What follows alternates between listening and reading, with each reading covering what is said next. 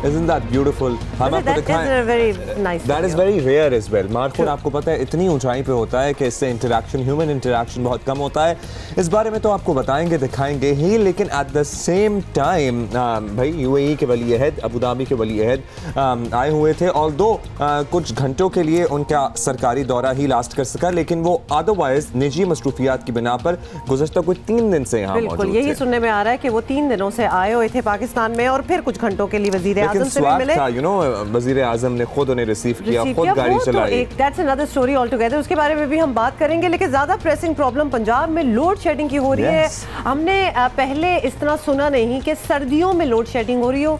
Gas की load shedding का तो हम जिक्र करते रहते हैं, लेकिन बिजली की load shedding is a rather new phenomenon, और ये क्यों हो रही है इसके बारे में भी हम बात करेंगे। पंजाब और लाहौर और दीगर शहरों में जहां धुंध शदीद है, शदीद ठंड है, बिजली भी नहीं आ रही और गैस तो आती नहीं है। हाँ, तो लिहाजा मतलब कि क्या आ रहा है, क्या वहाँ दिया जा रहा है, इस पे भी हमें आप लोग ट्वीट्स करें और बताएं how is life for you these days. जल्दी से आपको एक दफ़ा रिकैप कर दें कि पंजाब भर में इस बार सर्दी के मौसम में भी बदतरीन लोड शेडिंग हो रही है।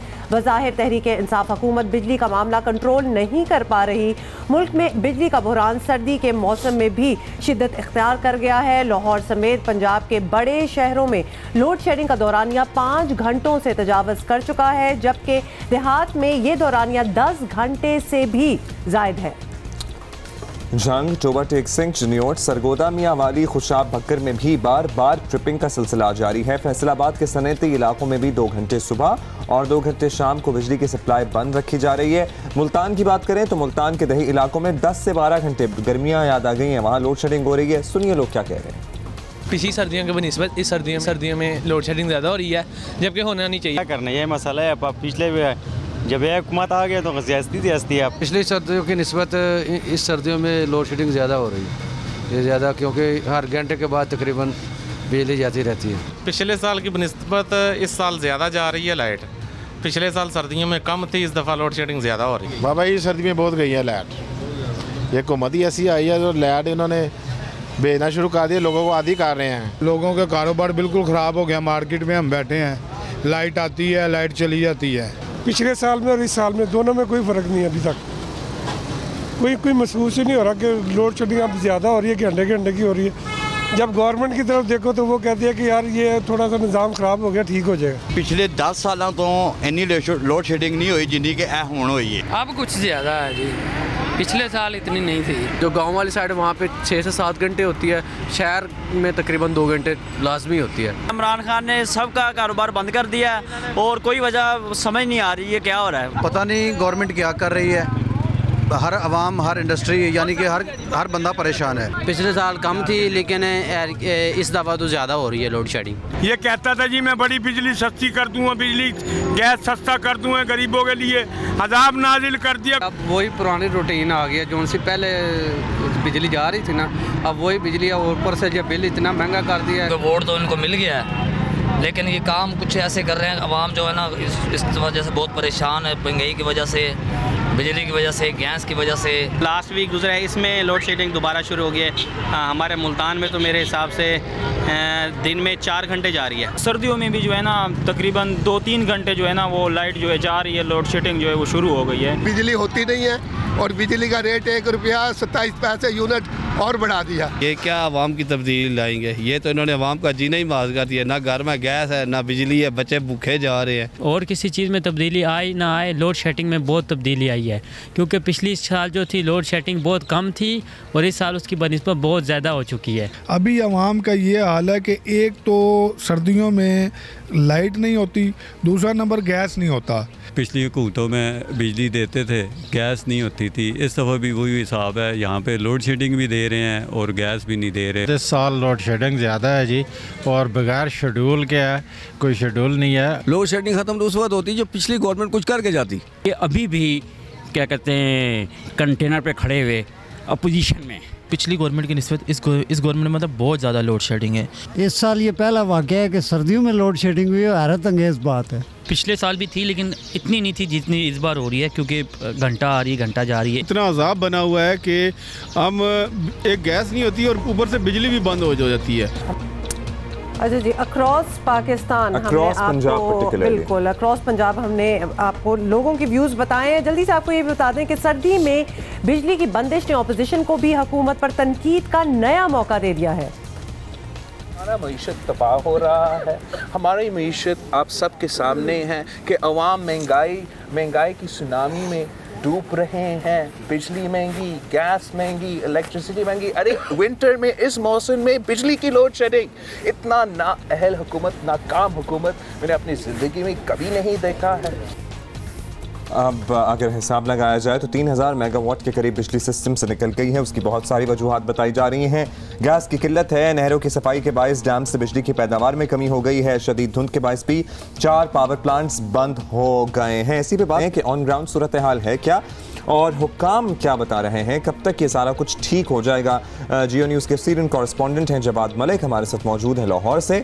जवाद, शुक्रिया लाहौर से सिंस आपने हमें ज्वाइन किया है तो सबसे पहले तो हमें लाहौर शहर की सूरत हाल बताइए। किन इलाकों में क्या सूरत हाल है? वही गर्मी वाला हिसाब, 1 घंटा आना बिजली का, 1 घंटा जाना, ये चल रहा है इतनी ठंड में भी? जी बिल्कुल अब्दुल्ला, आपने दुरुस्त कहा, ये सूरत हाल इससे भी ज़्यादा ख़राब है। और ये जो अभी लोग चीख रहे थे, शोर मचा रहे थे, इसमें खासी हद तक हकीकत थी। ये माजी में जो 2-3 साल गुजरे हैं उसमें ऐसा सूरत हाल नहीं थी। आज जो मसला दरपेश है, अगर हम बड़े शहरों की बात करें, लाहौर जैसे बात करें, फैसलाबाद, मुल्तान, साहिवाल, तो यहाँ पर 8 से 10 घंटे की लोड शेडिंग है और उसके अलावा ट्रिपिंग का सामना है। बाज़ औक़ात कुछ इलाकों में ये थोड़ा सा एग्जम्पशन मिल जाती है, 4 घंटे की हो जाती है, लेकिन सूरत हाल बहुत ख़राब है, ट्रिपिंग उसके अलावा है। और छोटे शहरों में चले जाएँ, दूर दराज के इलाकों में यानी देहात में, वहाँ पर तो बिल्कुल सवाल नहीं है, क्वेश्चन नहीं है, बिजली कब आती है कब जाती है। 16 से 20 घंटे का भी दौरानिया रहा है। इस हवाले से जो ख़ास तौर पर छोटा तबका है, कारोबारी तबका, वो बड़ा परेशान है। उसके साथ स्टील मिल वाले, टेक्सटाइल वाले, इनके लिए बड़ी ही परेशानी की वजह बनी हुई है। जब ट्रिपिंग होती है तो कई घंटे तक इनकी मशीनरी चल नहीं पाती। तो ये ऐसी वजूहात है जिससे पूरा माशरा जो है इस वक्त ख़ास तौर पर पंजाब, सेंट्रल पंजाब, साउथ पंजाब इंतहाई ज़्यादा मुश्किलात का सामना है। जब हमारी बात होती है मुतल्लिका वजारत से यानी पावर डिवीज़न से, तो वो तो यही कहते हैं कि धुंध की वजह है और इसी बात को फोकस करके वो आगे चल रहे हैं। हालांकि हक़ाइक़ ऐसे नहीं है, इसमें बहुत सारी वजूहात हैं। धुंध के अलावा, धुंध में तो ज़ाहिर एक इशू बना, आर्जी तौर पर वो चंद घंटे बाद दूर हो गया, लेकिन असल मसला यही है कि इनकी बदइंतज़ामी है, इनकी मिसमैनेजमेंट है, नाअहलियत है, लापरवाही है। आप सही कह रहे हैं, हमें भी रिपोर्ट्स जो मिल रही हैं उनमें यही कहा जा रहा है कि धुंध की वजह से ट्रिपिंग हो रही है। उसके अलावा 4 पावर प्लांट्स भी बंद है। ये भी बड़ा सवाल उठता है कि वो क्यों बंद है। बिसाइड्स ये धुंध का मसला नया नहीं है, ये पिछले कई सालों से हो रहा है। हमने पहले इस तरह लोड शेडिंग या बिजली का जाना नहीं देखा, लिहाजा क्या वजूहात हो सकती हैं ये भी जानना ज़रूरी है। ये बताइएगा कि पिछली हुकूमत ने बिजली के शोबे में काफ़ी काम किया था, लोड शेडिंग में बड़ी वाज़ेह कमी भी हुई थी, तो क्या आपको लग रहा है कि बिजली तो सिस्टम में है लेकिन पंजाब हुकूमत से मैनेज करना मुश्किल हो रहा है? कोई इस किस्म की इंडिकेशन है? जी बिल्कुल आपने दुरुस्त कहा, ये जो पिछली गवर्नमेंट गई थी वो जाते जाते 7-8 हज़ार से बल्कि 10,000 मेगावाट तक बिजली सिस्टम में शामिल करके गई थी। ये बात बिल्कुल दुरुस्त है। जब हम मुआवजा करें मुशर्रफ दौर का, पीपल्स पार्टी का, नून लीग का, फिर इमरान खान साहब का, तो इस सारों में जो फ़र्क नज़र आया है वो हमें नवाज शरीफ की गवर्नमेंट में नज़र आया था। पीपल्स पार्टी की गवर्नमेंट अवेयर थी, उन्होंने थोड़ा बहुत काम करने की कोशिश की, कुछ प्लांट लगाए, उस पर तनकीद हुई, वो इतनी तेज़ी से काम नहीं हो सका, लेकिन जो नवाज शरीफ की गवर्नमेंट है वो बिल्कुल बजा तौर पर खासा काम करके गई। लेकिन जो मौजूदा हुकूमत है पीटीआई की, जब इनका दौर था, पिछला दौर यानी अपोजिशन का कह लें, तो ये तनकीद करते नज़र आते थे पिछली गवर्नमेंट पर, लेकिन अब वही उसी डगर पर ये खुद चल रहे हैं, यानी मिस मैनेजमेंट कर रहे हैं। इन्होंने ना सिर्फ गैस की जो पावर है उसको मैनेज नहीं किया, यानी बाहर से जो जहाज़ दरामद करने थे वो बर वक्त नहीं किए। ये 15 जनवरी के बाद हो सकेंगे। फिर गैस के पावर प्लांट बल्लो की, हवेली बहादुर शाह और भिक्की जो है इस वक्त बंद पड़े हैं, जिससे 2-2.5 हज़ार मेगावाट सिस्टम से निकल गया है। हाइडल पैदावार में इस वक्त बहुत कमी है, वहाँ से तकरीबन 6600 मेगावाट बिजली मिलती है। लेकिन आज की अगर बात करें, तरबेला से 200 मेगावाट, मंगला से 200 मेगावाट और गाजी बरोथा से भी 200 मेगावाट मिल रही है, तो ये तकरीबन 600 मेगावाट बनता है। ये भी कम है जी।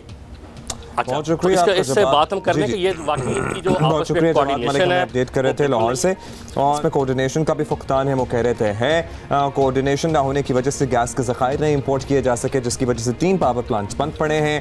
फिर आबी ज़खायर ज़ाहिर है उनसे जो बिजली बनती है, सर्दी का मौसम है, गर्मी तो है नहीं, जब ज़्यादा बारिशें हों नहरों में भी पानी बंद किया हुआ है। बिल्कुल, अभी मैं लाहौर से होके भी आ रही हूँ, मैं वीकेंड पे आपको पता है कि गई हुई थी, तो लिहाजा बिजली उस वक्त तो बिल्कुल प्रॉपर थी, लेकिन जहाँ गैस की बहुत कमी हो तो एटलीस्ट आपको ये सहारा हो जाता है कि इलेक्ट्रिक हीटर आपका ऑन है। जब गैस भी ना हो, बिजली भी ना हो, सर्दी शदीद किस्म की है, बिल्कुल थमी नहीं है, बिल्कुल कम नहीं हुई, धुंध का एक और मुश्किल सिचुएशन चल रही है, तो फिर काम क्या चीज़ करिए, निज़ाम मतलब किस तरह चलेगा, घर किस तरह चलेंगे? अच्छा, इश्तिहार चलते हैं भाई, हीटिंग सिस्टम्स ना चलाएं, हीटर्स ना चलाएं, क्या करें? जिस घर में बच्चे हों, जिस घर में बुजुर्ग हों, लाहौर और पंजाब की जो सर्दी होती है, जिसे हम वहीं की ज़बान में कड़ाके की सर्दी कहते हैं, you can not survive without a heater, B it a बिजली का हीटर और अ गैस का हीटर। सो यस, वो आपकी नेसेसिटी बन जाता है। गीजर के बगैर आप गुजारा नहीं कर सकते, हीटर के बगैर आप गुजारा नहीं कर सकते, जिस भी घर में छोटे बच्चे और बुजुर्ग लोग होंगे। बट हम पाकिस्तान जो है बड़ी यूनिक सिचुएशन में, मैं यूनिक इसलिए कह रही हूँ क्योंकि कोई और मैं वर्ड यूज़ नहीं करना चाहती, कि गर्मियों में हुकूमत की तरफ से और वैसे भी सारा जो हमारा निज़ाम में कहा जाता है कि जी AC कम चलाएं या फिर 26 से ज़्यादा उसका टेम्परेचर ना रखें। लोग जब पैसे भी दे रहे हो, जब बिल्स भी पे कर रहे हो, तो कहा जा रहा होता है कि कम यूज़ करें। अब सर्दियों में गैस के हवाले से भी ये कह रहे हैं, सर्दी में बिजली भी नहीं आ रही है। दुनिया में ये होता है कि जहाँ लोगों को, आवाम को ये कहा जाए कि जी सर्दी तो बहुत ज़्यादा है, लेकिन आप ज़रा हाथ हौला रखें और कम यूज़ करें। भाई वाई, आप अपना सिस्टम बेहतर करें, लोग पैसे दे रहे हैं, वो उसके टैरिफ्स दे रहे हैं और they want to use it, और उसमें आप फराहम नहीं कर रहे हैं उनको। This is so wrong. आपको पता है तो पंजाब में जरा एक्सट्रीम सिचुएशन, 1.5 दर्जन शादी हर रोज हो रही है यहाँ पे आजकल पाकिस्तान में। पूरे पंजाब में सर्दी में शादी इसलिए रखी जाती है क्योंकि एक तो गर्मी बर्दाश्त नहीं होती, दूसरा बहुत बड़ा फैक्टर लोड शेडिंग का आ गया था। लाहौर और गिरदोनवा में इतनी लोड शेडिंग होती थी, लोग कहते थे कि भाई ठंडे मौसम में शादी करेंगे क्योंकि जितनी बिजली जाती है मेहमानों को मैनेज नहीं कर सकता। अब सर्दी में भी जिनकी फेस्टिविटीज हैं, जिनके फंक्शन है, वही हाल है, उन्हें फिर जनरेटर्स हायर करना पड़े, एक और एडेड खर्चा है। एनी हाउ, हम जरा आगे बढ़ जाएंगे और बातों में आगे बढ़ गए। बाय द वे, आज जियो पाकिस्तान टीवी पे हमें पंजाब के पर्टिकुलरली अक्रॉस जितने इलाकों से आप हमें देख रहे हैं, बताएं कि आपके इलाके में कितनी बिजली जा रही है। हम यहाँ शामिल करते जाएंगे। बिल्कुल, हम थोड़ी सी एक्यूरेसी भी लाना चाहते हैं, बाकी तो हम रिसर्च कर ही रहे हैं, but you can directly tell us कि आपके यहाँ क्या हाल है। Let us lighten up things a little bit, और जरा बॉलीवुड की कोई एक खबर आपको बताते हैं कि बॉलीवुड इंडस्ट्री के सुल्तान जो भी काम करते हैं वो दबंग वायरल हो जाती है, और आपको समझ तो आ गई होगी हम किसकी बात कर रहे हैं। कभी सलमान खान का गाया गाना सुपर हिट होता है, तो कभी उनकी बनाई पेंटिंग देखने वालों के दिल मोह लेती है। लेकिन इस बार जो उन्होंने किया है अपनी सालगिरह के मौके पर, उन्होंने बता दिया, दिखा दिया अपने फ्रेंड्स के सामने अपनी एक और सलाहियत का मुजाहिरा किया है। सब हैरान रह गए। वैसे तो हमें पता था बड़े निशानेबाज हैं, लेकिन अब तो कंफर्म हो गया। वरना आपको पता है ना, वो बच्चों की जब सालगिरह होती है वो पिनियाटा को मारा जाता है और उसमें से फिर वो चीज़ें निकलती हैं सारी, और फिर और भी बड़ी इस किस्म की गेम्स होती हैं। But this is a good one, Abdullah, for your birthday which is coming up.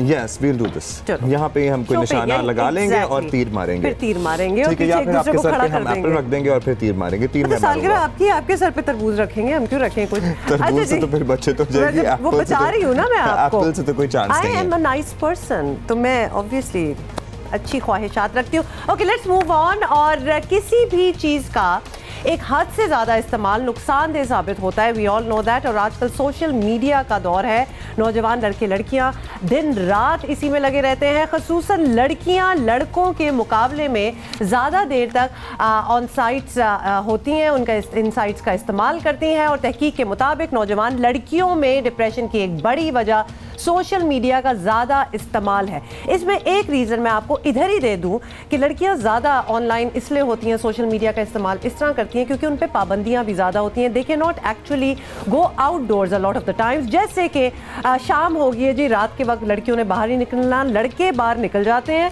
And they are saved from the onslaught of downfall, I would rather say, of social media. लेकिन लड़कियां फिर इस चीज़ में फंस जाती हैं। क्या ख्याल है अब्दुल्ला? जाहिर है शाम के औकात आपको पता है बच्चों की, लड़कों की मसरूफियात होती है, बाहर जाना, चाय वगैरह पीना, सैर वैर करना। लेकिन जाहिर है बहुत सी लड़कियां जिन्हें ये आज़ादी हासिल नहीं है, उनके पास फिर वाहिद रेस्क्यू सोशल मीडिया रह जाता है। अब ये भी बताया गया है कि सोशल मीडिया साइट्स में ज़्यादा वक्त गुजारने की वजह से नींद में कमी आती है, जहनी थकावट, लथार्जिक महसूस करता है बंदा, और फिर उसके बाद डिप्रेशन डिप्रेशन में मुब्तला हो जाता है। बहुत सी वजूहात हैं डिप्रेशन की, पर्टिकुलरली जब आप फेसबुक या इंस्टाग्राम में कहता हूँ ना, बहुत बड़ी कॉज हो सकती है डिप्रेशन की, क्योंकि वहाँ पर वो सब कुछ हो रहा होता है जो आइडियल दूर से देखते हुए लगता है। कोई इवेंट है, कोई फंक्शन है, आप वहाँ नहीं हैं लेकिन आधी दुनिया वहाँ है, तो यू वुड बी डिप्रेस्ड कि आप वहाँ क्यों नहीं हैं। किसी की कोई तकरीब है, किसी ने कोई अच्छा लगते हुए तस्वीर लगा दी है, तो फिर आपको ये टेंशन होती है कि भाई इसके पास, हम पे आइएगा ज़रा, हम पे आ जाएं। तो फिर आपको ये टेंशन होती है कि भाई इसके पास तो ये चीज़ें हैं, या ये गाड़ी है, या ये घर है, या यहाँ वेकेशन कर रहा है, आपके पास ये सब जो लग्जरीज हैं अवेलेबल नहीं है। Although just take it with a pinch of salt, enjoy करें। मतलब अगर आपके पास वो चीज़ें नहीं है तो एटलीस्ट आपको देखने को तो मिल रही हैं। जस्ट उसको मैं कहती हूँ लाइट स्पिरिट में। आप जान के नहीं सोच रहे होते कि उस टाइम मेरे पास तो नहीं है, लेकिन in the longer run when consistently these things hit you, तो वो कहीं ना कहीं आपको जाके टारगेट करती है। देखिए बड़ा सिंपल सा फॉर्मूला है। एक तो बिल्कुल जिंदगी को इतना सीरियसली ना लें। अभी किसी के पास कुछ है, कल आपके पास कुछ होगा, तो लिहाजा ये ऊपर नीचे चलता रहता है। और दूसरी बात ये है कि अगर बहुत ही तकलीफ दे बात हो गई है and you can not bear with it anymore और आपके पूरी पर्सनैलिटी को इफेक्ट करी है, अनफॉलो और बिल्कुल निकल जाए, थोड़ी के लिए ब्रेक ले लें, कुछ महीनों का। बड़ी दुनिया लेती है, so it's not a big deal at all.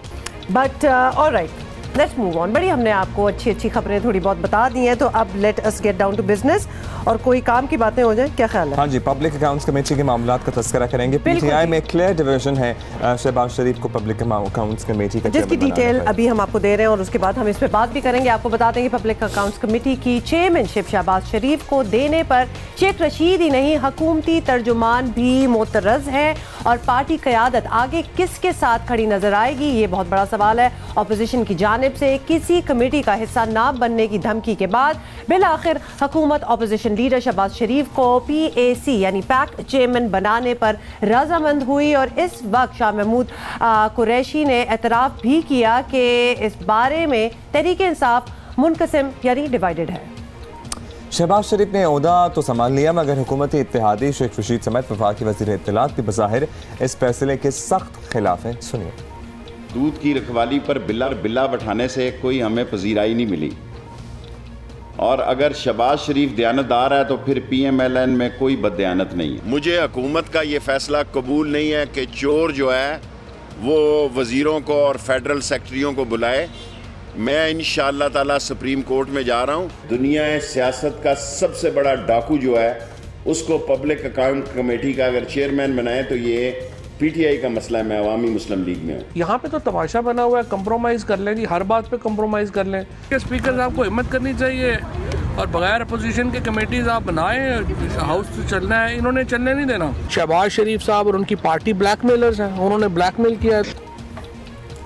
और आपको याद दिलाएं कि शेख रशीद इमरान खान की काबीना में है और फवाद चौधरी तो खुद PTI के रुकन है, लेकिन हुकूमत फिलहाल अपने फैसले पर कायम नजर आ रही है। वो सुप्रीम कोर्ट से ये तस्दीक चाह रहे हैं कानून के मुताबिक कि क्या, ये मालूम करना चाह रहे हैं कि क्या एक शख्स जिसके खिलाफ नैब इंक्वायरी हो, क्या वो एक नैब के पब्लिक अकाउंट कमेटी की सदारत के फ़रज़ अंजाम दे सकता है या नहीं। ये कानूनी चीज़ का सवाल उठाए जा रहे हैं। इसका मतलब ये नहीं है कि उन्होंने इमरान खान के फैसले से मुखालिफ। बात अगर महज सियासी बयानबाजी तक रहती तो शायद इतना मसला ना होता, लेकिन शेख रशीद की जानिब से अदालत जाने की बात या तो इमरान खान की मर्जी से हो रही है या फिर हुकूमत की सफ़ों में बड़े इंतशार की निशानी है। इसी पे बात कर लेते हैं। वज़ीर आज़म के तर्जुमान इफ्तिखार दुरानी हमारे साथ मौजूद हैं।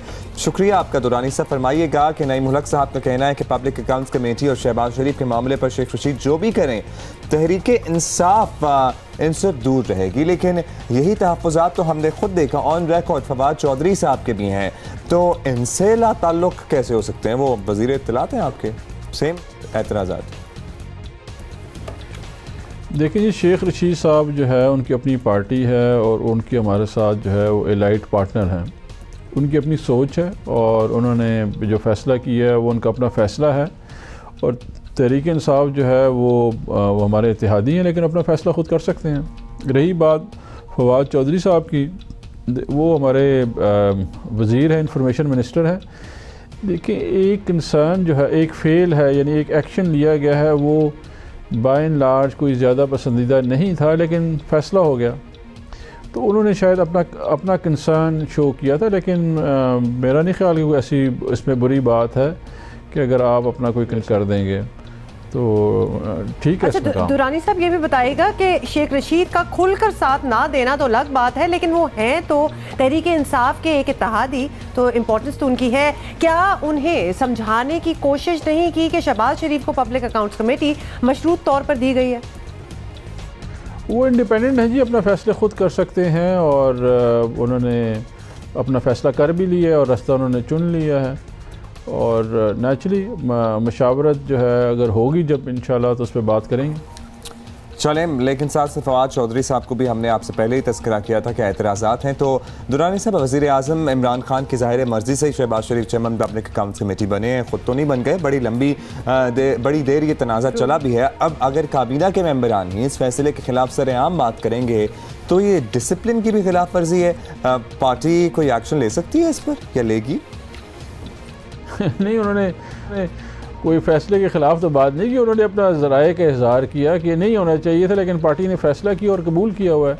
उन्होंने कोई फ़ैसले के ख़िलाफ़ तो बात नहीं की है। ये दो मुख्तलिफ़ चीज़ें हैं, फ़ैसले के ख़िलाफ़ और अपना राय देना, ये दो मुख्तलिफ़ चीज़ें हैं। कोई उन्होंने पार्टी डिसिप्लिन की खिलाफ वर्जी नहीं की है और ना ही उनको पार्टी के डिसिप्लिन में वो इस वक्त इस सूरत में आ रहे हैं।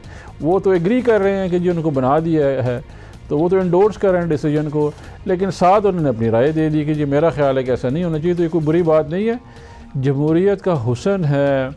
ये पहले भी मैं कह चुका हूँ, जब भी इख्तिलाफ राय होती है जमहूरियत का हुसन होता है, लेकिन जब आप उसमें क्रिटिसाइज़ करते हैं, आप उसको ऑब्जेक्ट करते हैं, तो फिर आप आ जाते हैं पार्टी डिसिप्लिन में। वो तो इंडोर्स करें डिसीजन को कि उन्होंने किया पार्टी ने। दुरानी साहब, लेकिन अब आगे काफ़ी कुछ आना है। अभी फौजी अदालतों की मुद्दत बढ़ाने का बिल होगा, फिर इलेक्शन कमीशन के मेंबरान की तकर्री भी। वज़ीर आज़म और अपोजिशन लीडर के दरमियान मुशावरत का वक्त आ रहा है। क्या वज़ीर आज़म शहबाज शरीफ से 1-on-1 मिलने के लिए तैयार है? लेकिन जी फ़िलहाल तो ऐसी कोई गुफ्तगू नहीं है। अगर हो भी तो मेरा ख्याल है कि शाह महमूद कुरैशी साहब ये जो है काम ऐसे तरीके से अंजाम दे रहे हैं। फ़िलहाल जब कोई गुफ्तगू नहीं होगी तो हम इंशाल्लाह आपको बताएंगे। मुझे नहीं लगा इम्कान होगा मिलने का। बहुत शुक्रिया आपका दुरानी साहब। इफ्तिखार दुरानी हमारे साथ मौजूद थे। शेख रशीद साहब के बारे में तो वो कह रहे हैं कि उनकी एक अपनी पार्टी है, एलाए हैं, वो खुलकर अपने तहफ़्फ़ुज़ात का इजहार कर सकते हैं। और फवाद चौधरी साहब के बारे में उन्होंने कहा कि डिसीजन के खिलाफ उन्होंने बात नहीं की है, बस अपनी राय का इजहार किया है। चलें जी, ठीक है, ओके, हम लेते हैं ब्रेक। और आपका जोशांदा आ गया? आ गया। चलें ब्रेक में पीते हैं जोशांदा और see you in just a bit. Good morning. आपको पता है कि हम welcome back by the way. और Abdullah, how are you feeling?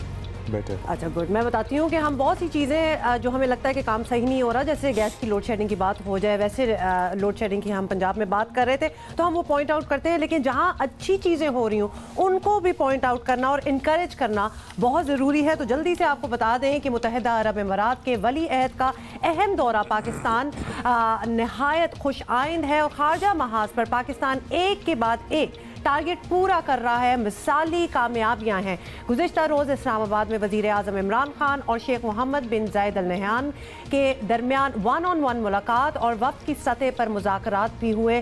दौरे के बाद वज़ीर इत्तलात फवाद चौधरी ने बताया कि UAE 3 बिलियन यानी $3 बिलियन पहले ऐलान कर चुका है और आज ऑयल रिफाइनरीज समेत बाकी मामलात पर भी बातचीत फाइनल हो जाएगी। जरा सुने उन्होंने क्या कहा। वज़ीर आज़म के सऊदी अरब, चीन, मुत्तहिदा अरब अमारात, मलेशिया और तुर्की के दौरों के साथ साथ वज़ीर ख़ारिजा का अफ़गानिस्तान, ईरान, चीन और रूस का तूफ़ानी दौरा खारजा पॉलिसी के महाज पर अहम पेशरफ्त है। इससे पहले अमरीकी नुमाइंदा खुसूसी ज़ल्मे खलीलज़ाद की क़यादत में अमरीकी वफ़द ने अबू धाबी में तालिबान नुमाइंदों से 3 रोज़ तक मुज़ाकरात किए थे, जिसके लिए पाकिस्तान ने मदद फराहम की थी। तहम PTI हुकूमत अमाराती वली अहद के दौरे को भी गैर मुतनाज़ा रखने में नाकाम रही है। गुज़श्ता रोज़ वज़ीर इत्तलात फवाद चौधरी ने बयान जारी किया कि शहज़ादा मोहम्मद 3 दिन से पाकिस्तान में थे। उनकी वापसी इस्लामाबाद से हुई, जबकि इससे कबल दफ्तर खारिजा ने इसे वली अहद का 1 रोज़ा दौरा करार दिया था। अच्छा, इसी पे जरा बात कर लें। बिल्कुल जी, इसी पे हम बात करते हैं और ज़रा समझने की करेंगे कि कितना पॉजिटिव और प्रोग्रेसिव रहा ये दौरा। सीनियर तज्ज़ियाकार जाहिद हुसैन हमारे साथ हैं। जाहिद हुसैन साहब, इस साल के आगाज़ में ही वज़ीर आज़म का दौरा तुर्की था और अब मुत्तहिदा अरब अमीरात के वली अहद पाकिस्तान आए। माशी इमदाद का बड़ा पैकेज भी है। लगता है कि इस हुकूमत की खारजा पॉलिसी बड़े नताइज दे रही है, आप इत्तफाक करेंगे? देखिए, एक बुनियादी चीज़ ये आती है कि ताल्लुकात ममालिक के दरमियान सिर्फ हमारे इस बुनियाद पे नहीं होने चाहिए कि हमारी कितनी इमदाद कर सकते हैं, बल्कि एक बुनियादी जो है चीज़ होती है कि एक नेशनल इंटरेस्ट में और उनके आपस के जो दोनों ममालिक उसकी बुनियाद होनी चाहिए। मैं समझता हूँ कि जो इस लिहाज से जो पैकेजेस की हम बात करते हैं, थोड़ा सा हमें देखना भी चाहिए कि बहुत अच्छा तासुर नहीं मिलता है। हम इसमें बहुत खुश हो जाते हैं कितने 2.5 अरब का वहाँ से पैकेज आ गया, 2 अरब का वहाँ से पैकेज आ गया, लेकिन आज ज़रा सोचें उस पर कि इस किस्म की जो है फिर ताल्लुकात की नौइयत दूसरी रहती है, एक डिपेंडेंस की होके आ जाती है। और यही सूरत हाल हमारी बन के आ गई है कि हम हर वक्त हमारी एक लिहाज से जो हम समझे जाते हैं वो ये था कि हमें जब पैसों की ज़रूरत होती है तो हम वहाँ पे आते हैं और हम फिर शादियाने भी बजाने शुरू कर देते हैं कि बहुत अच्छा हुआ।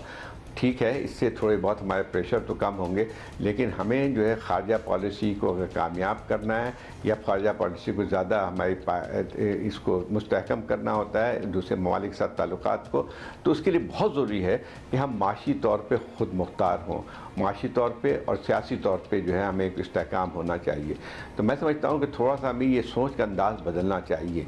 बहुत खुश होते हैं हम कि इतनी गई है, इससे हमें ख़त्म करना चाहिए, क्योंकि ये मुल्क किसी मुल्क के लिए ये अच्छी बात नहीं समझी जाती है। जाहिद साहब, यमन के मामले पर आपको याद होगा कुछ साल पहले मुत्तहिदा अरब अमारात और पाकिस्तान के ताल्लुकात में थोड़ी मुश्किलात पैदा हुई थी, तो आप समझते हैं कि जो वो मामला वहाँ गड़बड़ हुआ था अब वो सेटल डाउन हो गया है? देखिए, पाकिस्तान का एक प्रिंसिपल स्टैंड था यमन के बारे में और सही स्टैंड था, और एक लिहाज से सारी पार्लियामेंट तमाम पार्टियां जो है से मुत्तफिक थी कि हमें जो है किसी जंग में मुलव्विस नहीं होना चाहिए था। उससे यकीनी तौर पे थोड़ी हमारी बदतमीज़गी भी आई थी सऊदी अरेबिया के साथ, लेकिन मैं खाली वो कि तो ख़त्म हो गई है। और उसकी और भी है कि सऊदी अरेबिया को ख़ुद अब मुसीबत पड़ी हुई है यमन में। यमन की जंग जो है ख़ासी बढ़ गई है वहाँ पे। सऊदी अरेबिया एक लिहाज से देखा जाए तो एक बैनुल-अक़वामी तौर पे भी इसमें कंसर्न्स आ गए हैं।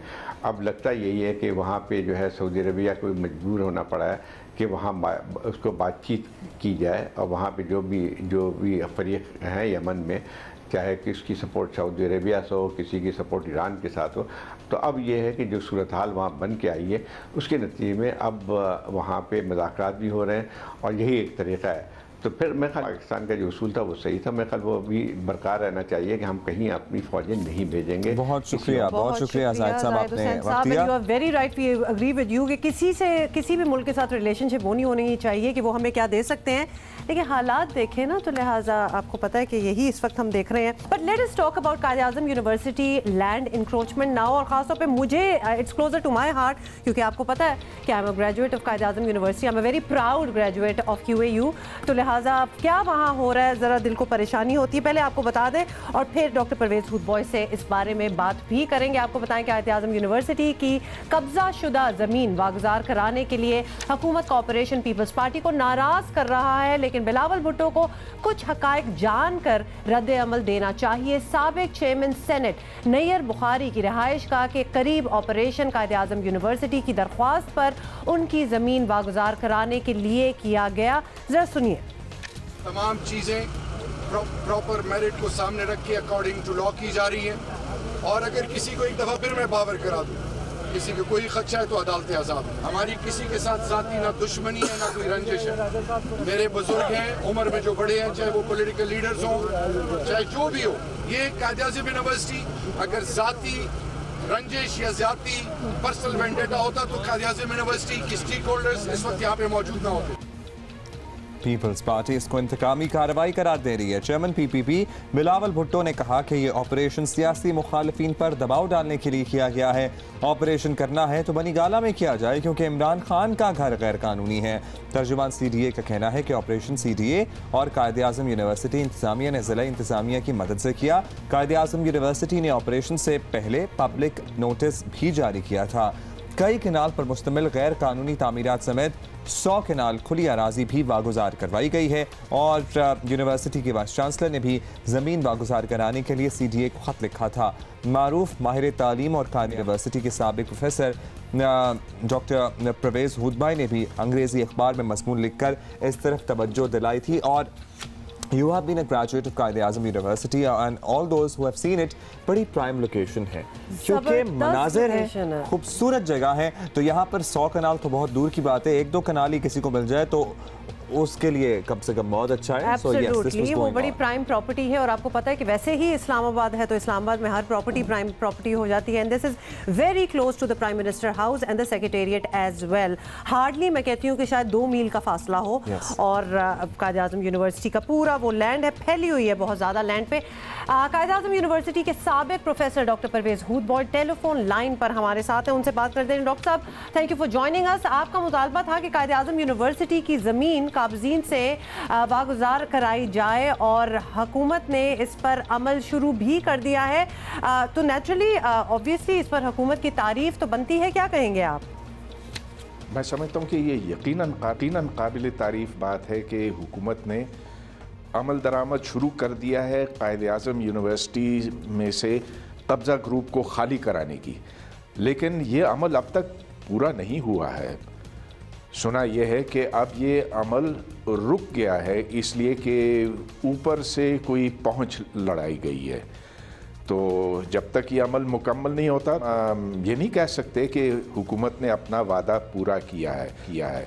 अलबत्ता मैं ज़रूर ये कहूँगा कि वहाँ पर कुछ मकानात ढा दिए गए हैं, ऐसे मकानात जो कायद-ए-आज़म यूनिवर्सिटी की ज़मीन के ऊपर बनाए गए थे। और हमारा मुतालबा एक अरसे से ये था कि इन सब मकानात को गिरा दिया जाए और ये सारी ज़मीन यूनिवर्सिटी के हवाले कर दी जाए। लेकिन जो बाअसर लोग हैं, जो असर और रसूख रखने वाले लोग हैं, वो अब तक बच निकले हैं। वो किसी तरह से पटवारियों से, CDA से अपना काम करवाने की कोशिश में लगे हुए हैं। और जब तक ये शुदा ज़मीन यूनिवर्सिटी के हवाले नहीं होती तब तक हम ये नहीं कहेंगे कि हुकूमत ने अपना काम सही किया है। Alright, it's good to see you as well. Doctor साहब, ये बताइएगा, आप कह रहे हैं कि अभी तक ये काम अधूरा है, पूरा नहीं हुआ, तो आपने ज़मीनों पर कब्जे से मुताल्लिक एक नाम भी लिया, बुखारी साहब का, नैयर बुखारी साहब का नाम लिया। जब एक्शन हुआ तो पीपल्स पार्टी अब कहती है कि ये तो इंतकामी कार्रवाई है, सियासी इंतकाम लिया जा रहा है। आपकी क्या राय है? आप क्या समझते हैं कि वाकई सियासी कार्रवाई है या नैयर बुखारी साहब इन्वॉल्व थे इसमें? मेरा ख्याल है सारे शवाहिद यूनिवर्सिटी के पास मौजूद हैं। CDA और सर्वे ऑफ पाकिस्तान ने भी इसकी तस्दीक की है। यह है कि जिस ज़मीन पर नैयर बुखारी साहब ने अपना महल तामीर किया है वो दरअसल कायद-ए-आज़म यूनिवर्सिटी की ज़मीन है। ये मैं समझता हूँ कि बहुत अफसोस की बात है कि पीपल्स पार्टी ने उनका साथ देना पसंद किया है और सियासी तौर पर इससे उनको ज़बरदस्त नुकसान पहुँचेगा, इसलिए कि पाकिस्तान के लोग कब्ज़ा ग्रुपों के हक़ में नहीं हैं। वो चाहते हैं कि यहाँ पर सब कुछ एक शफाफ तरीक़े से हो और जो लोग सियासी हथकंडे इस्तेमाल करते हुए कब्ज़ा करते हैं और ख़ास तौर पर ऐसी ज़मीन जो सरकारी ज़मीन है और जो तालीमी मकासद के लिए दी गई है, तो मैं समझता हूँ कि पीपल्स पार्टी ने अपने आप को सियासी बहुत नुकसान पहुँचाया है। अच्छा डॉक्टर साहब, ये भी बताइएगा कि बाकी शहरों की तरह ऑब्वियसली हम बात भी यही कर रहे हैं कि इस्लामाबाद में भी सरकारी ज़मीनों पर कब्ज़ा हुआ। कायद-ए-आज़म यूनिवर्सिटी से मुतालिक बात करें तो आपकी नज़र में किसके खिलाफ कार्रवाई होनी चाहिए? यूनिवर्सिटी को 1709 एकड़ मिले थे और अब 2018 में वो 224 एकड़ उसमें से कहीं से गायब कर दिए गए हैं। तो कायद-ए-आज़म यूनिवर्सिटी की इंतज़ामिया ने, मुख्तलिफ वाइस चांसलर ने पिछले 10-15 साल के दौरान CDA से ये मुतालबा किया कि हदबंदी करें और जो असल नक्शा था, जो पुराना नक्शा था सन 1966 का, उसकी तस्दीक करे।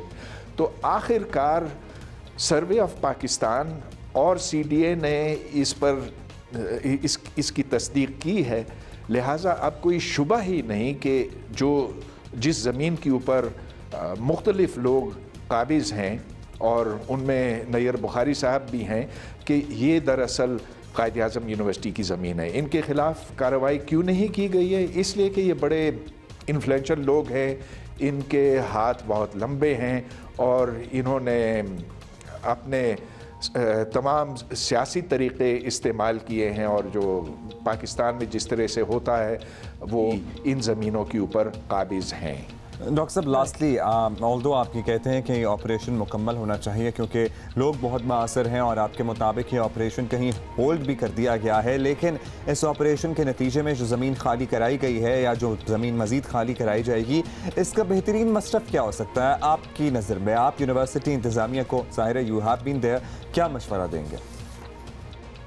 जो यूनिवर्सिटी की ज़मीन है वो आखिर तालीमी मकासद के लिए दी गई थी।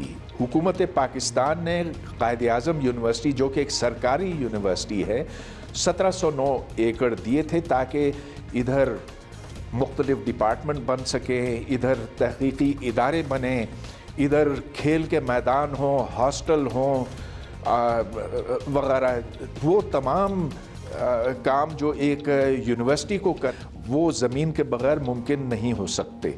तो अब हम अगर इस वक्त कायद आज़म यूनिवर्सिटी की ज़मीन पर एक नज़र डालें तो यहाँ मुख्तलिफ़ तहकीकी इदारे हैं, बहुत से यूनिवर्सिटी के डिपार्टमेंट हैं, हॉस्टल हैं और लाइब्रेरी है वगैरह। हमें मज़ीद ज़मीन की ज़रूरत है।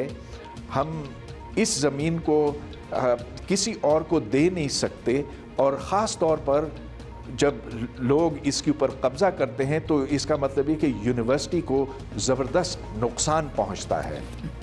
बहुत शुक्रिया आपका। बहुत शुक्रिया डॉक्टर परवेज़ गुडबॉय हमसे बात कर रहे थे। और जाहिर है जब ये ज़मीन यूनिवर्सिटी के पास आ जाएगी तो बहुत सी चीज़ें हैं जो बनाई जा सकती हैं। वैसे तो किसी भी ज़मीन पे कब्जा हो ऑब्वियसली बिल्कुल अच्छी बात नहीं है और उसके बारे में हम बात तो करते हैं, लेकिन एक्चुअली यूनिवर्सिटी लैंड जो कि फ्यूचर जनरेशंस के लिए, जो कि पाकिस्तानी यूथ यंगस्टर्स जो पढ़ रहे हैं, ऑब्वियसली बढ़ेगी यूनिवर्सिटी। आप 10 साल 15 साल सोच के यूनिवर्सिटी नहीं बनाते, 100 साल सोच के बनाते हैं कि कितने अरसे तक इसे डेवलप होना है। यूनिवर्सिटी की ज़मीन पे कब्जा करने के लिए ढीठ होना बहुत ज़रूरी है। बहुत मतलब ढीठ भी, आई एम सॉरी, बेशरम भी होना ज़रूरी है। But anyway let us move on. ये बात तो हमने तफसीलन आपको बता दिया। होपफुली यकीनन ये ऑपरेशन जो है रीस्टार्ट होगा and it will be completed. Okay, health resolutions now जनाब, हेल्थ रेजोल्यूशंस नाउ, क्योंकि सबसे ज़्यादा न्यू ईयर रेजोल्यूशन जो लोगों का होता है हर साल ही हम देखते हैं और मुझे लगता है अगले साल दोबारा शुरू हो जाता है वो रेजोल्यूशन, और वो होता है वेट लूज करने का। वेट लूज करने का तो हमने उसको नया नाम दे दिया। ऑब्वियसली वजन तो लूज करना है, but actually the idea is to stay fit, क्योंकि आपकी सेहत ठीक होगी तो आप ज़िंदगी में खुश रहेंगे, बहुत चीज़ें अचीव कर सकें, अपनी बाकी जो ड्रीम्स हैं जिनको आप परसू करना चाहते हैं वो आप कर सकते हैं। अगर मैंने गाजर के हलवे खाए ना, मेरा ख्याल है कि कल ही धरे का धरा रह गया मेरा न्यू ईयर रेजोल्यूशन। अच्छा, वैसे तो मैं नहीं कहना चाह रही थी क्योंकि हमारे फिटनेस ट्रेनर जो हैं वो आके हमारे पास बैठ गए, तो हम ये चीज़ें उनके सामने तो नहीं कहना चाहते, बट यस मैंने भी गाजर का हलवा। अब ये पूछना बड़ा ज़रूरी है, अब सर्दियाँ आई हैं, गाजर का हलवा इसी में बनेगा, तो क्या बिल्कुल ही ना खाएं? खाएं तो कब खाएं, कितना खाएं? ये इंपॉर्टेंट सवाल हैं। और क्यों ना खाएं? मतलब ये भी एक बात है कि क्यों हम मना हो जाएं हर चीज़ से, तो मना नहीं होना, लेकिन किस तरह हम उसको मैनेज कर सकते हैं, ये ही आज हमने बात करनी है। और हमें बहुत से लोग ज्वाइन कर रहे हैं, तो लिहाजा let us make some introductions. Islamabad से हमें ज्वाइन कर रही हैं लुबना खान, जो कि शी इज़ अ न्यूट्रिशनिस्ट, अपनी प्रैक्टिस करती हैं।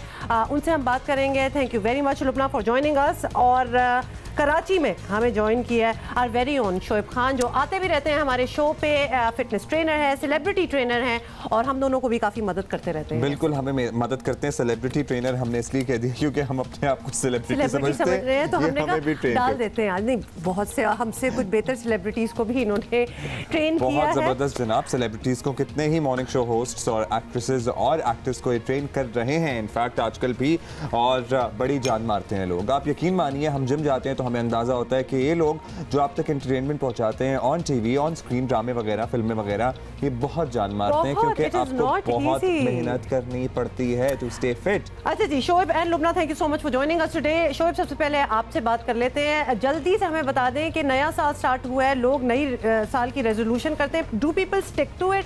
इतना रुझान और एहसास आ गया है पाकिस्तानियों में कि भाई अपनी सेहत का ख्याल रखो? और क्या ये कहना गलत होगा कि जनवरी में सबसे ज़्यादा भरे होते हैं gyms?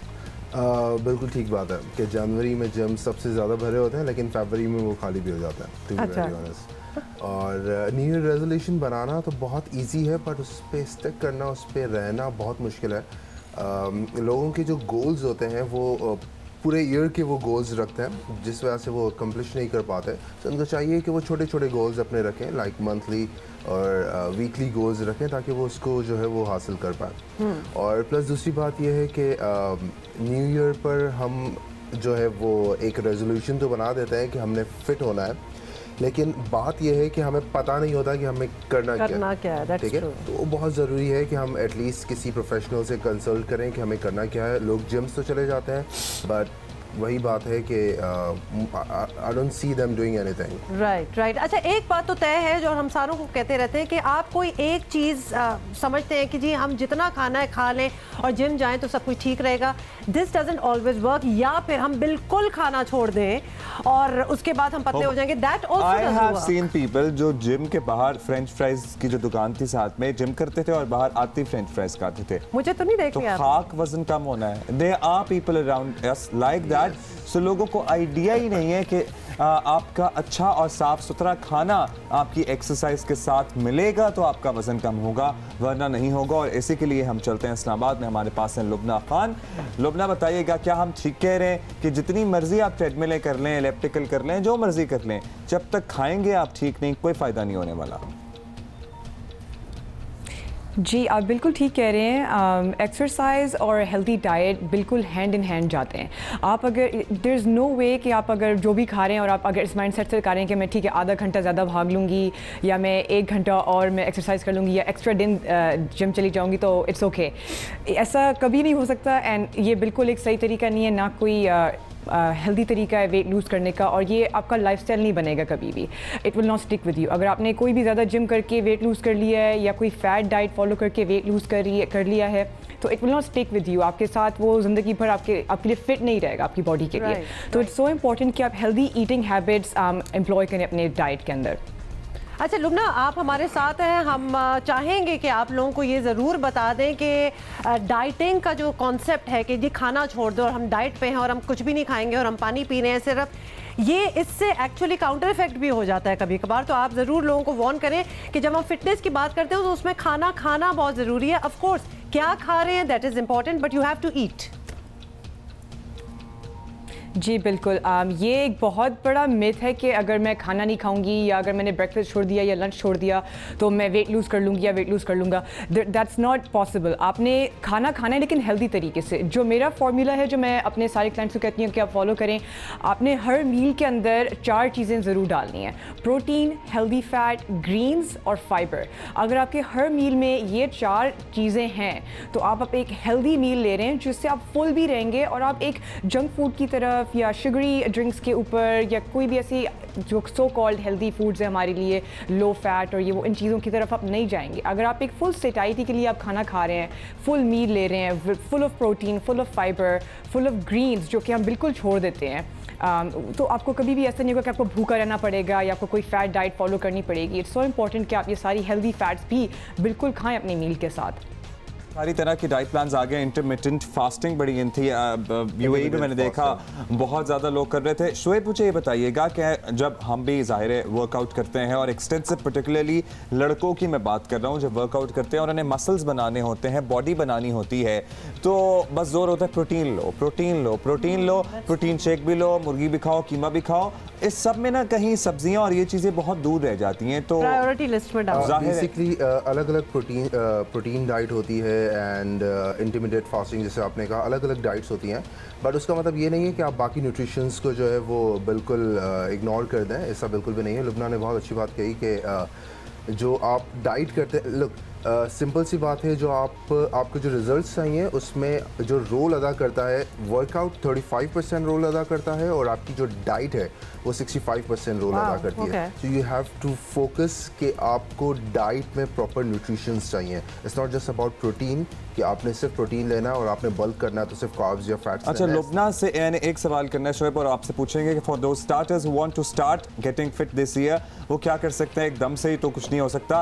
Lubna, we have seen women across the city and in our circle as well, वो खवातीन जिनके अभी बेबीज़ हैं, जो न्यूबॉर्न हैं, जो ब्रेस्ट फीडिंग पे हैं, बट सर्टनली वो फौरी से अपना प्रेगनेंसी वेट रिड्यूस करना चाहती हैं, वो जिम भी जा रही हैं, लेकिन एट द सेम टाइम उन्हें न्यूट्रिशन की ज़रूरत भी है क्योंकि ब्रेस्ट फीडिंग चल रही है, तो वो बैलेंस कहाँ मेंटेन हो सकता है?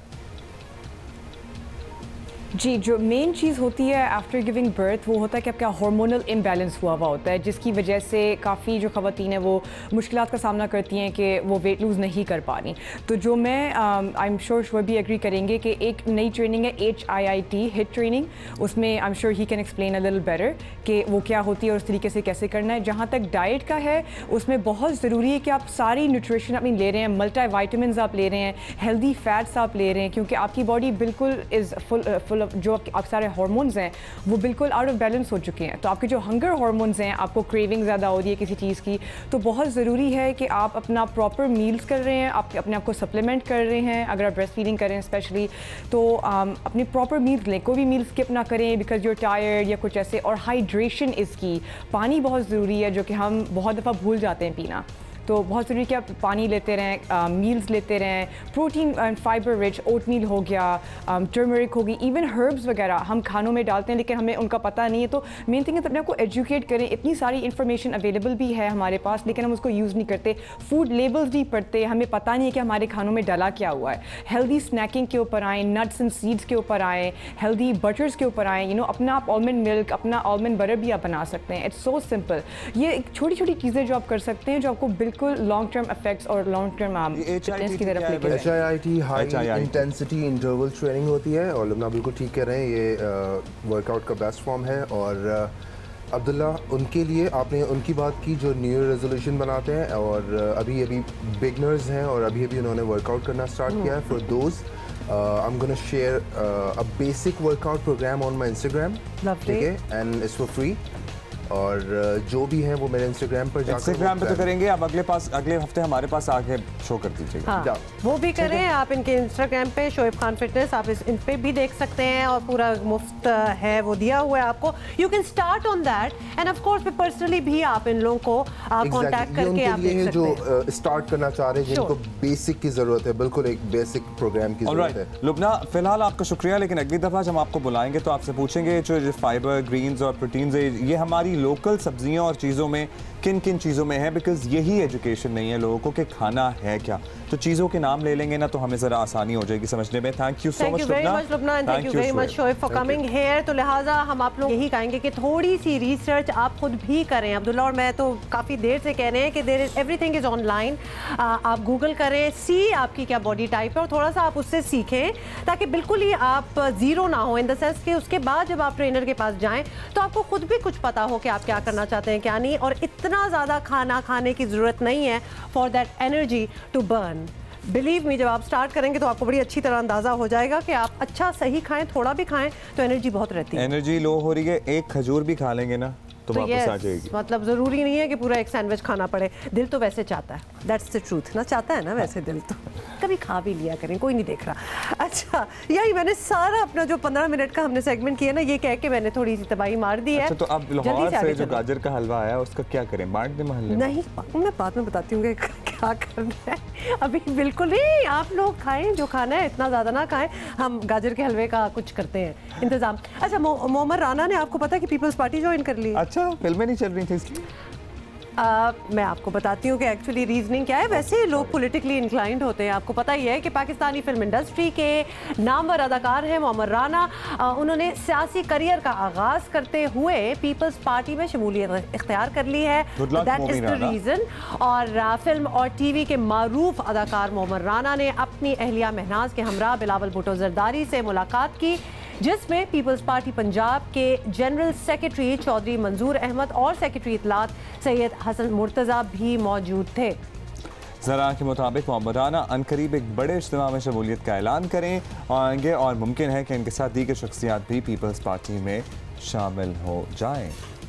Would there be film stars, as in more film stars? I don't know. And actually, to be very honest, I don't know the contribution of all the film stars that have ever joined any party. For that matter, even our singers, जैसे इब्रारुल हक हैं, वो हैं तो PTI का हिस्सा, but मतलब उनके गाने ही हैं ना 2-4, और तो मैंने कुछ नहीं देखा उन्हें करते हुए। या सलमान अहमद, हमजा अब्बासी, मतलब of course they speak on their behalf, पर कभी कभार वो ना भी स्पीक करें तो बेहतर हो। नहीं, इस तरह की ज़रा वो शख्सियत जिनसे लोग प्यार मोहब्बत करते हैं, पॉलिटिकल पार्टीज़ को अट्रैक्ट करती हैं।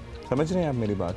तो हमजा अब्बासी के जो अपने फॉलोअर्स हैं, अगर वो किसी और पार्टी में भी होंगे तो वो PTI में आ गए होंगे। Getting my point? हाँ, कभी कभार वो छोड़ भी देते हैं फिर, तो लिहाजा उल्टा भी हिसाब किताब हो सकता है। तो PTI के फॉलोअर्स हैं वो भी हमजा अब्बासी की वजह से छोड़ सकते हैं। हाँ, it can go either way, मतलब ऑब्वियसली। ओके, ब्रेक ले रहे हैं, नजर आ गया। And what a voice she has. तो रीमा, अगर आप हमें देख रही हैं तो प्लीज हमें बताएं कि ये आप ही गा रही हैं ना, बिकॉज इट, क्योंकि अगर तो ये आप ही गा रही हैं, तो आपने अब तक गाना क्यों नहीं गाया? Reema ji is a great friend and a mentor as well, to be very honest. आप उनके साथ मेरे पिछले हफ्ते बड़ी लंबी उनसे मुलाकात हुई, बैठ जाओ तो बस बैठ जाते हैं। मैंने आपको तस्वीरें भी दिखाई, मतलब बड़ी वो आइकॉनिक पर्सनैलिटी तो हैं, लेकिन वी आर वेरी क्यूरियस कि रीमा, आपने गाना खुद गाया, और अगर आपने गाया है तो आप तो बड़ा अच्छा गाती हैं, तो आपको गाना चाहिए। अच्छा जी, ये तो वैसे ही हम ब्रेक में बातें कर रहे थे। इंस्टाग्राम पे वो बाय द वे है, तो आप वहाँ जाके देख सकते हैं रीमा को गाते हुए। आबदी साहब अभी हमारे साथ हैं, और year in year out Abdi साहब has been helping you guys. आपके सवाल आते हैं, वो जवाब देते हैं for all the students out there, ख़ासतौर पर जो फर्दर स्टडीज़ करना चाहते हैं अब्रॉड, उनके लिए तो बहुत ही आबदी साहब के पास अच्छी एडवाइस होती है। आबदी साहब, अस्सलाम वालेकुम। आज जो सवाल आया है मैथ कम्युनिकेशन के हवाले से है कि मैथ कम्युनिकेशन के ग्रेजुएट्स को अगर मीडिया की जॉब नहीं मिल सकेगी तो उनके लिए कौन से मुतबादिल शोबे हैं जिनमें रोज़गार हासिल कर सकते हैं? इम्पोर्टेंट। देखिए, हम लोगों ने मेरा ख्याल है पहले भी इस सवाल पर थोड़ा सा हमने टच किया था जब हमारे मिनिस्टर साहब का बयान आया था मीडिया के अपॉर्चुनिटीज़ के बारे में। मैं समझता हूँ कि मीडिया को अब हम खाली टेलीविज़न या फिल्म या एक एंकर बनने में या एक न्यूज़कास्टर बनने तक हम इसको लिमिट नहीं कर सकते। स्पेशली जिस तरह से सोशो इकनॉमिक कंडीशंस चेंज हो रही हैं दुनिया भर में, पाकिस्तान में भी उसी तरह, और सोशल मीडिया जो आ रहा है, मीडिया जो है उसका एक रोल कम्युनिकेशन का भी है, और कम्युनिकेशन एक ऐसी चीज़ है जो तमाम इंडस्ट्रीज़ में और वर्क प्लेसेस में जिनकी ज़रूरत है। तो मैं समझता हूँ कि मीडिया के अंदर जितने भी स्पेशलिज़म्स हैं, जिस तरह वो आ रहे हैं, मीडिया जो है वो एक पब्लिक ऑफिस में, गवर्नमेंट ऑफिसेस के अंदर, जहाँ पर जो है लोकल गवर्नमेंट्स के अंदर, पब्लिशिंग हाउसेस के अंदर, इवेंट मैनेजमेंट के अंदर, एजुकेशन में, रिसर्च में, टीचिंग में, हर जगह पर अब मीडिया का एक रोल होगा। और मैं नहीं समझता कि जो है मीडिया की किसी तरह भी जॉब्स कम होंगी, बल्कि और ये एक्सपैंड करेंगी। बहुत शुक्रिया जनाब।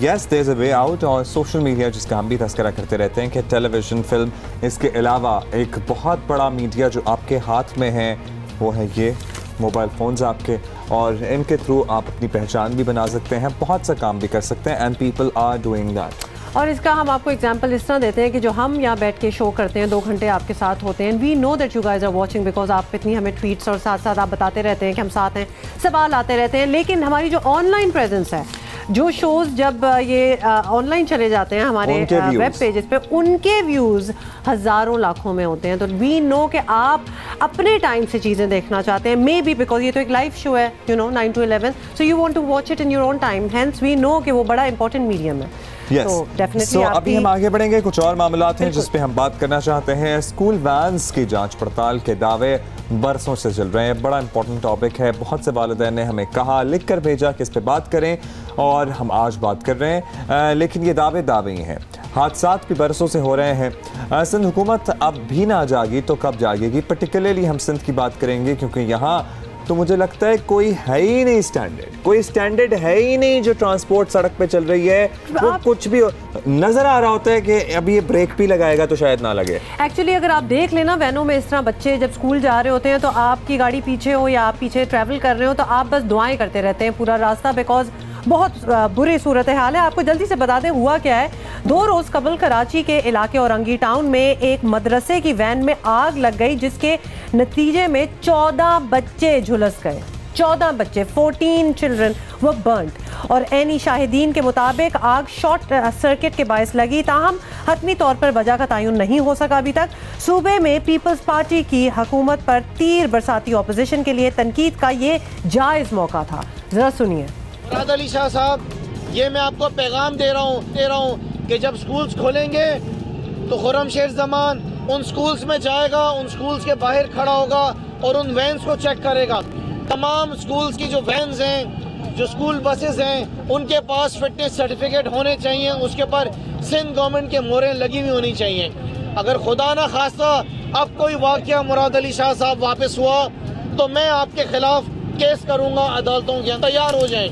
हादसे के बाद वज़ीर तालीम सिंध सरदार शाह ने डायरेक्टर प्राइवेट स्कूल्स को हिदायत करते हुए कहा है कि प्राइवेट स्कूल्स को वैन्स की फिटनेस सर्टिफिकेट लाजमी करवाने का पाबंद बनाया जाए। वज़ीर तालीम ने डायरेक्टर स्कूल्स को मज़ीद तहकीकात की भी हिदायत दी है और सेक्रेटरी ट्रांसपोर्ट से रिपोर्ट भी तलब कर ली है।